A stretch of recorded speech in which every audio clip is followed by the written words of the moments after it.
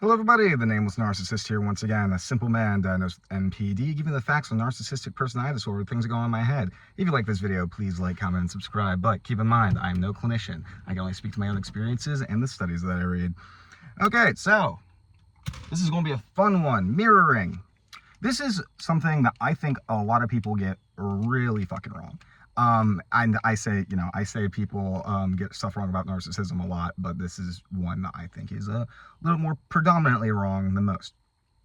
Because a lot of people will talk about like how narcissists will mirror somebody exactly in order to seduce them and stuff like that.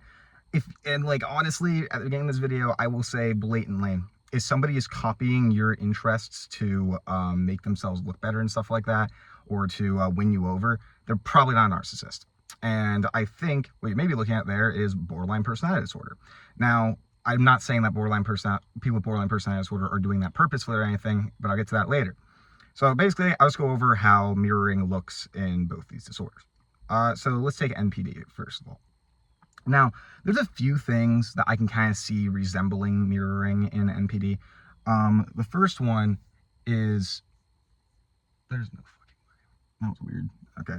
Well, the first one is basically when I first meet somebody and I become like infatuated with them and I think they're like my soulmate and stuff like that.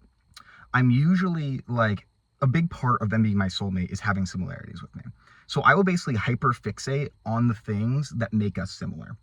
Right? So like if it'll be like really, it's like, you like eating food? Fuck, I like eating food. We must be soulmates and stuff like that. Or if we have like a similar thought, right? So it might feel, right, like you guys do have a lot in common, because the narcissist will be putting so much emphasis on all the things that you guys, even the tiniest things you guys have in common, the narcissist will make a big deal out of and say how like this is like, oh, this is like a sign that you're perfect, blah, blah, blah. But that will usually die down a lot as time wears on. And like for me, usually what happens is after that, I'm basically like hyper fixated on every difference that we have after that idealization kind of wears off. Another thing that we do that kind of looks like mirroring is like our performance, so to speak. Like I'm always hyper fixated on what people are thinking about me. I'm trying to edit my behaviors and mannerisms and hand gestures in ways that will be like palatable for people, that people will like me more, that they're going to think that I'm great, etc., etc. But like, it's not like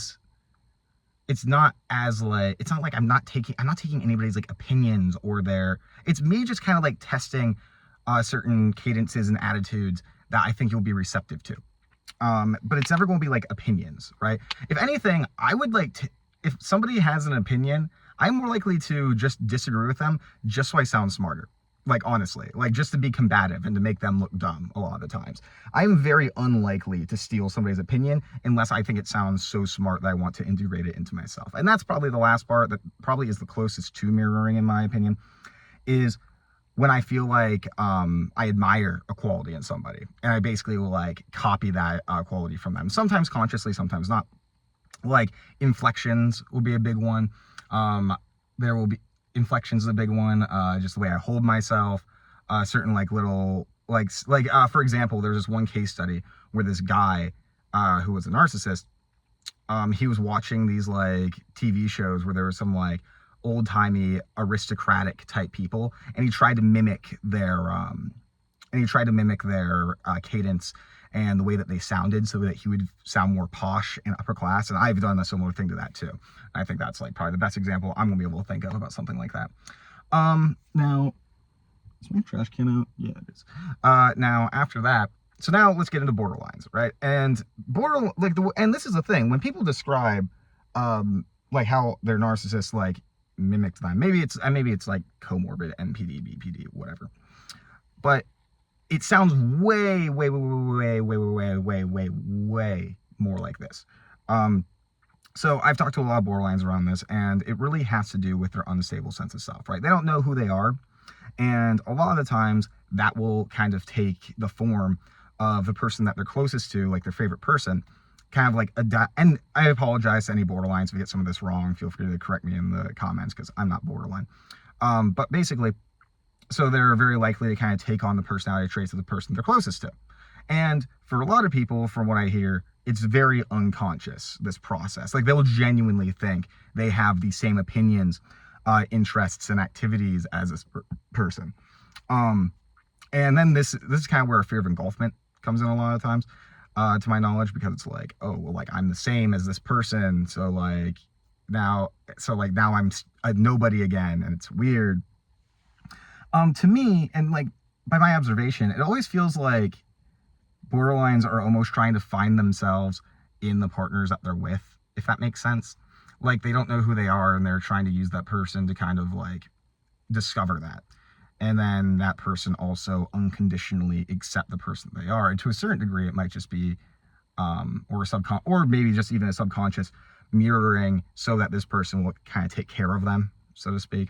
Because I hear a big core belief in BPD that I hear all the time is like, I need someone to save me from myself, or something like that.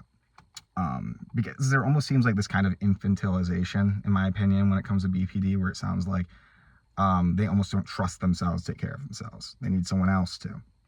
Like they're like a kid that needs taken care of, which, is interesting to think about in certain ways when you think about the age regression in BPD and everything.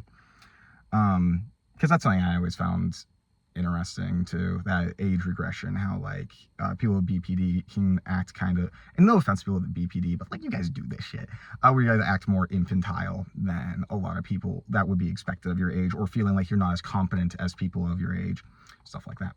So yeah, so basically, yeah, those are like how those two things present. But the last thing I want to kind of talk about when it comes to this is that none of this is malicious, right? For narcissists, we have our goals, and our goals aren't to like, seduce somebody and take advantage of them. It's either I genuinely am convinced this person is my soulmate, and there might be some calculations when it comes to trying to seduce somebody in that way, right? I'm not going to like lie about who I am. Well, I mean, I feel like I'm always lying about who I am, but you know what I mean. But like, there might be some complication in like the courting process, right? I might be like trying very hard to impress you, but it's not because I want to hurt you or take advantage of you or trick you. It's, I think you're my soulmate and I need to be with you, is kind of the mindset behind that. And like, to some degree, isn't that how courting kind of goes? Question mark? I might be wrong about that. I don't know. Or like, again, I just want to be looked upon, or I just want to be looked at like I'm admirable, like I'm cool, like I'm awesome. Like I have all these qualities that I feel like I don't actually have, but I desperately want. It's not about hurting people. It's about image management. It's about making sure, controlling people's opinion of me, their image of me. And for borderlines, it's obviously like not purposeful whatsoever. It's just they don't know how to fucking be a person. God, that sounds mean. I feel like I'm being mean to borderlines this episode. I don't mean it. Love all my cluster Bs.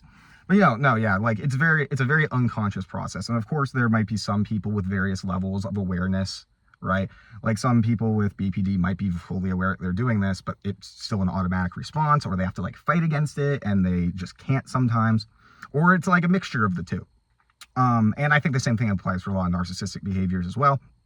A lot of these things, we might to some degree know that we're doing them, but either assume that everybody else does this stuff, or that it's normal, or that or we rationalize it somehow, whatever. There's a whole spectrum of self-awareness that can exist when it comes to something like this. But yeah, this has been kind of a little pet peeve of mine for a while, because I hear people talk about that. I'm like, okay, then there's other things going on.